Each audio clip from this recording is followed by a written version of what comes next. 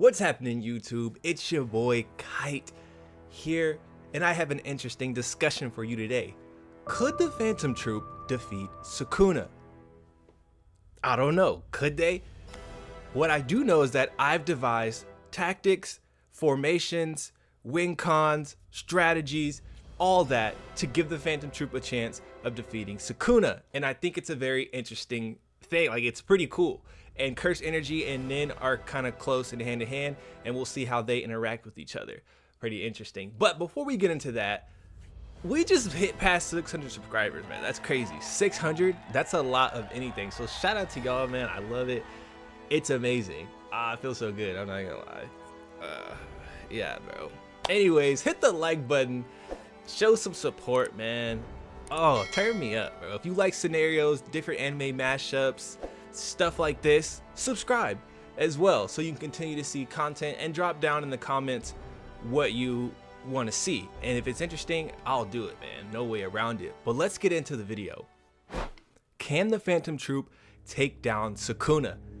It's gonna be hard. What I can tell you is that I've devised a battle formation as well as win conditions and attack patterns to give the Phantom Troupe a chance to take down Sukuna. It's gonna be your job to tell me your formation after hearing mine and what you think how this battle will go. And let me know if my way could actually take down Sukuna or not.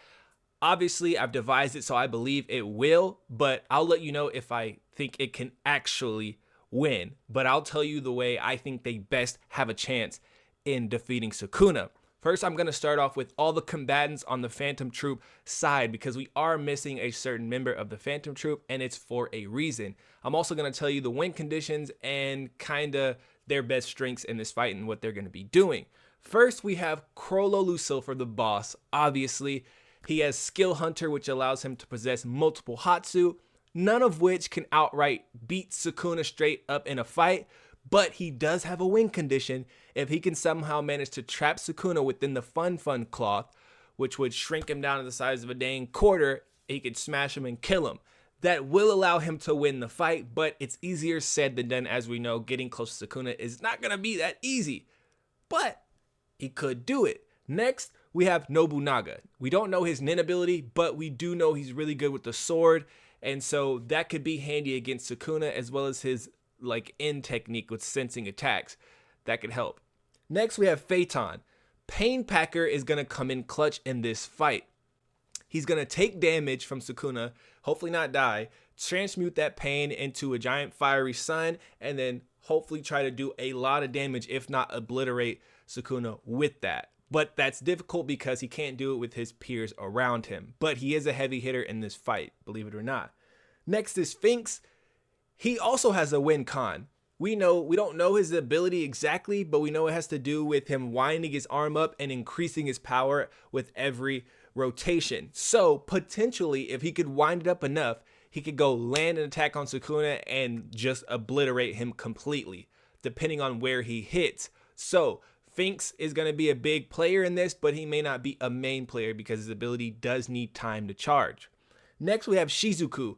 She also has a win condition. If the rest of the Phantom Troupe can continuously damage Sukuna, she can use Blinky to suck out all the blood. Once you remove all the blood from Sukuna's vessel, it essentially will crumble, I believe. So that's potentially a win condition, not really sure, but sucking out all the blood of Sukuna's body would definitely do some insane thing to him. I don't know what would happen, but it would be negative for sure.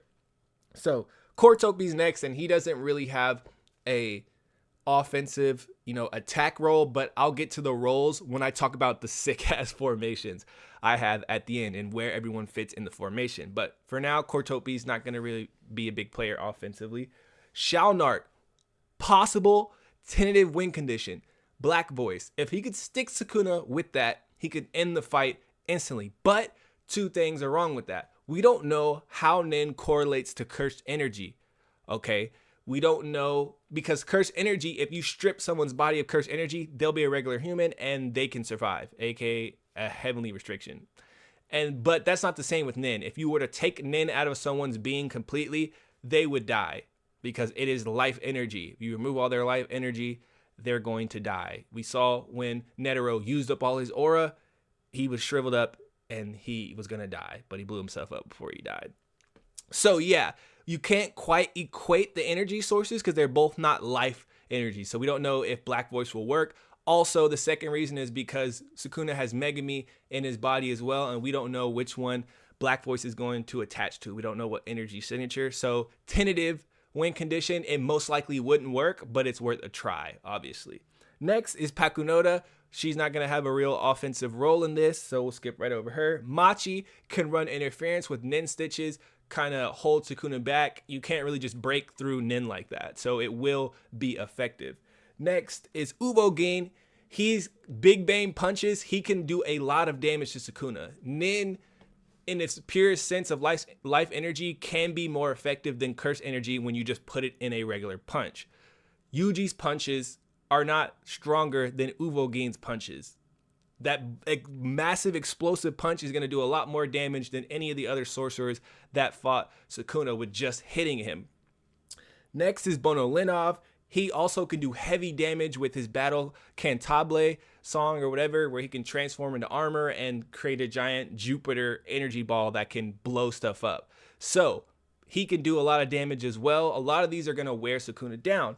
Next and last, we have Franklin, who might be the MVP of this. With his Nin bullets, he can interfere with Sukuna so much and keep Sukuna on the run and not allow him to stay stationary and just hard focus on one of his teammates. Those Nin bullets are going to pierce through Sukuna's flesh, and it's going to do a lot of damage, and Sukuna's going to have to continuously heal from those. So if I was Sukuna, I'd probably want to take Franklin out first. All right. Now, let me get to the formations. This is the best formation that I thought of off the top of my head that would allow them to take down Sukuna. Okay, before I get to that though, I do want to mention that they will be using Ken. It's the advanced application of Nin that is basically 10 in Ren, but 10 times the Ren, so it will defend against Sukuna's slashes. To what degree, I don't know, but it will be more effective than just Curse Energy will. So they will have a defense to some degree, and they won't all just get cut to pieces from every single dismantle. You know, also they can apply Ryu to that, which is like using Gyo in Ken's base form, which will allow them to defend in certain areas of their body if they can sense the attacks coming, which they will be, because Nin and N, the advanced application of Nin, it will allow them to sense the slashes. So they will be more aware of the slashes than the sorcerers were. So they are better equipped, you know, technicality wise to face off against Sukuna, but they don't really have kind of the hacks. JJK's a really hacky verse, and they don't have as many hacks that can interfere with Sukuna, but they do have enough to put up a fight. And I think the advanced applications of Nin are their key, as well as Gyo. They can see the freaking attacks with Gyo. They can see the energy with Gyo. So the slashes won't be coming as a surprise. They just have to dodge them, I would say. Now, let's get to the formations. First, we have the Vanguard unit. This is going to consist of Uvogin, Nobunaga, and Phaeton. Uvogin, for obvious reasons, he's going to be landing heavy, big bang attacks on Sukuna and doing most of the damage. He has a lot of aura and he has a durable body, so he should be able to hang in there and keep Sukuna on his toes, you know, and allow everyone else to pick and choose their shots. Nobunaga is a part because he can use his sword and his EI sword drawing technique, as well as his end to sense slashes, deflect, and slice off Sukuna's arms, body parts, whatever. But as we know, Sukuna can heal, but Nobunaga doing that repeatedly will help him a lot. And Nobunaga has probably really good senses with his EI and technique, I guess. And then Phaeton, for obvious reasons, we need him to be up there to get hurt and take damage so he can activate Pain Packer. It is very dangerous for him, but he is really fast. And we saw that against Zazan, and they even said that he was rusty and wasn't anywhere near what he needed to be. So I believe Phaeton can avoid Sukuna's attacks and just avoid fatal wounds altogether until he can get his Pain Packer. Maybe, not for sure, but that's his role. He's in the Vanguard unit. Next is the middle guard. You're going to have Chrollo, Shizuku, Franklin, and Bono Linov. Chrollo's there to kind of get in shots and fill in the gaps of the Vanguard unit and also be the brain on the ground and analyze how the fight is going and use his various Hatsu to, like I said, fill in the gaps where they're needed. So that's why Chrollo's right there, not on the front, but right behind. Next is Shizuku. Obviously, she's going to need to suck all of that blood out when they do land attacks that draw blood and do heavy damage. She's going to need to be there to constantly suck that in and do damage, like tick damage to Sukuna. Then we have Franklin. As I said, those Nin bullets are going to be keeping Sukuna moving and not allowing him to hard focus and kill anyone outright.